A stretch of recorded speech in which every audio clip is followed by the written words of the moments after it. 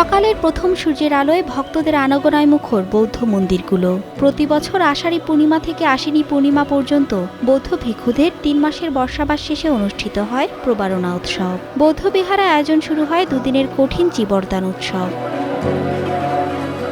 বান্দরবানে বিহারগুলোতে ভিক্ষুদের অষ্টশীল ও দশমশীল গ্রহণ সহ নানা আচারে পালিত হয় প্রবারণা পূর্ণিমা।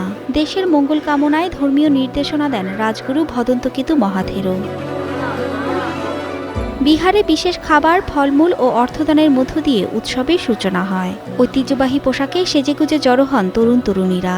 রথের বিসর্জনের মাধ্যমে আমরা চাই সকলে জাতি, বর্ণ, ধর্ম নির্বিশেষে আমরা সবাই শান্তিভাবে বসবাস করতে চাই। মোমবাতি জ্বালালাম আর সন্ধ্যায় ফানুস উত্তোলন করব, অনেক মজা হবে। ফানুস উড়াবো, রথযাত্রায় আমরা সবাই মিলে এনজয় করব।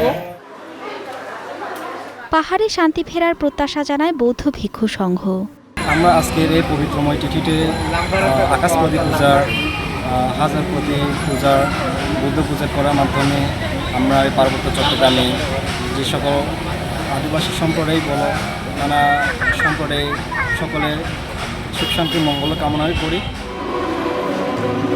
ভক্তদের উপস্থিতিতে মুখর ছিল রাঙামাটির রাজবন সহ সবগুলো বিহার। ধর্মীয় সঙ্গীতের সুরে উত্তোলন করা হয় বুদ্ধ পতাকা। এরপর ভিক্ষু সংঘের প্রাতরাশ, বুদ্ধ পূজা, পিণ্ডদান, প্রবারণা পূরণ, বুদ্ধ মূর্তি দান, সংঘদান সহ দিনভর চলে নানা আয়োজন। আমাদের দেশের সকলেই ধার্মিক হোক, সকলেই জ্ঞানী হোক এবং নীতিপরায়ণ হোক, ন্যায়নিষ্ঠ হোক এবং সকলের মৈত্রী পরায়ণ হোক, সকলের সুখ দুঃখ উপলব্ধি করুক। পটুয়াখালীর বৌদ্ধ ধর্মাবলম্বীরাও পালন করেন প্রবারণা পূর্ণিমা। সকালে বুদ্ধ পূজা ও পঞ্চশীল প্রার্থনার মধ্য দিয়ে শুরু হয় দিনের সূচনা। রাখাইন পাড়াগুলো ছিল উৎসবে মুখর। প্রবারণা পূর্ণিমা শুধু ধর্মীয় আচার নয়, বৌদ্ধদের সংস্কৃতি ও মিলন মেলার এক অনন্য রূপ। পিঠা তৈরি, প্রদীপ জ্বালানো, রথযাত্রা আর বর্ণিল ফানুস এই উৎসবে যোগ করে বাড়তি মাত্রা।